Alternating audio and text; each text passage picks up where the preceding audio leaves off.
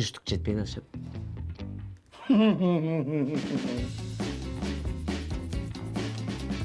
Akajonim, ish va pul topib beraman deganmidim? Mana nervingiz qilasa, mazanga pul bo'ladi dedim. Mazang soqqani olaman, sen oydingni oling, sen bilan gaplashaman. Bu muammo yo'q-ku. Mashina qo'y. Assalomu alaykum. Alaykum assalom. Xo'jayin, meni ismim Alisher. Men atim Aqilbek. Kelat hozirgi bozorga ketdi, uyga material olib kelgan. Keladimi ish qilib? Kelat. Serios. Seriozmi? Aqilbekga faqat hamma aqchani olib unga berib yubordim demang, iltimos. Beraverdim o'sha aqchani. Akajon, bu aferistku bu.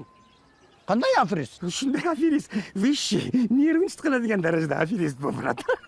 Qayog'idan ko'rinib turadi. Ko'rinmayli, normalniy deb olakan. Voy, aferist, mashinnik yo'q bu, akajon, mashinnik. Yanda mashinnik bo'lsa-da burundan aytgan joqsiz. Voy, menga nega baqirasiz? Aka, nega turgandan pul berasiz? O'zing. Sen uyga kirib turib beraman. Voy, uyda hastalikka turgandan keyin pul berdim. Menga kerak pul desa.